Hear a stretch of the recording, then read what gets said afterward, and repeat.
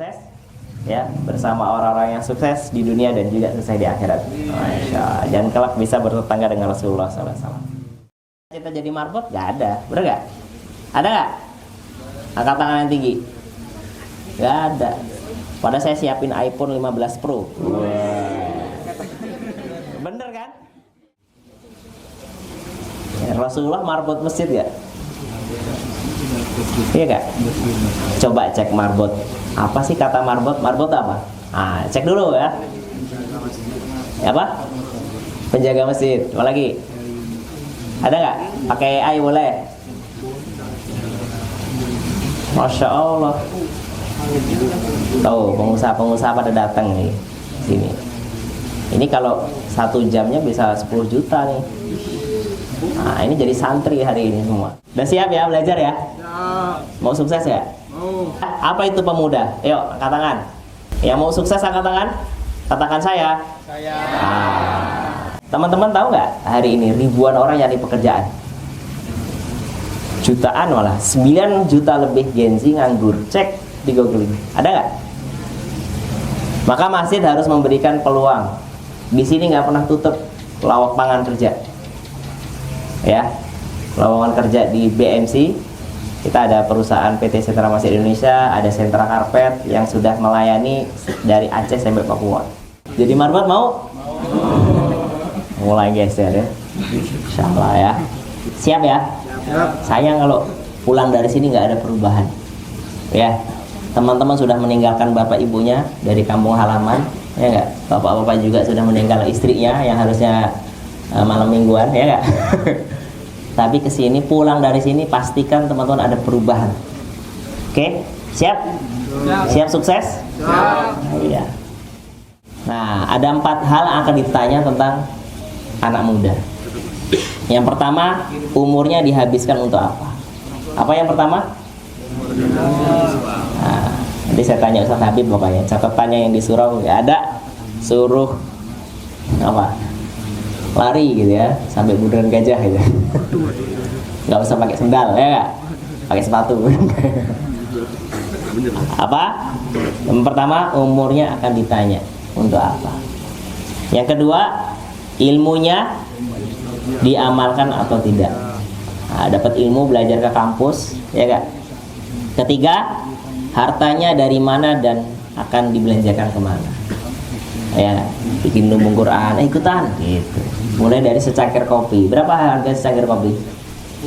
Nah, udah 10.000. Pasti di ini ya, warung-warung. Coba di Starbucks gitu ya. Ya. Yang keempat, tubuhnya digunakan untuk apa? Karena waktu muda adalah waktu yang sehat. Walaupun saya lihat kayak sering sakit di sini kayak. Ya. Akan ditanya umurnya apa? 1, lihat tangannya gini. Yang ditanya anak muda akan ditanya apa yang pertama? Umurnya. Nah, 2, ilmunya. Nah, 3, hartanya. Belum punya duit. 4, tubuhnya. 1 kekuatan di antara 2 kelemahan. Jadi kekuatan teman-teman itu cuma sekali. Paling di umur berapa sekarang? 18 sampai 40. Udah 40 udah mulai masuk angin, asam urat, darah tinggi ya gak? Beruban, gigi copot. Nah, mana yang mau dicopot giginya sini? Maka jangan pernah sia-siakan 4 hal tadi. Umur, waktu, ya kan, ilmu, harta. Nah, pasti akan mengalami lulus dari sini kerja, bisnis, punya harta ya. Jangan pernah disia-siakan. Ingat pesan malam ini. Nggak nyambung nggak apa-apa ya. Ingat aja. Nanti suatu saat dapat hidayah. Pokoknya pulang dari sini harus berupaya berubah. Bapak ibu teman-teman sudah mengorbankan tenaganya, mereka capek-capek, mungkin ada yang nyangkul, bilang nak, Pak saya mau kuliah, ya ada duit ada, padahal susah payah dia harus minjem tetangga. Jangan pernah sia-siakan. Nanti kalian juga akan jadi orang tua kalau masih hidup. Kalau nikah ya nggak.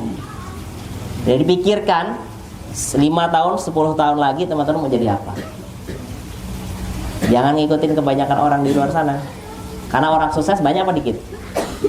Mayoritas atau minoritas?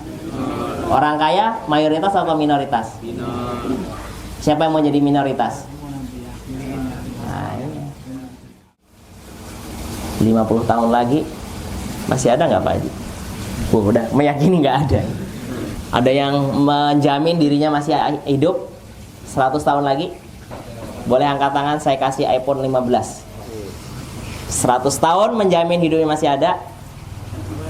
Dong nggak ada.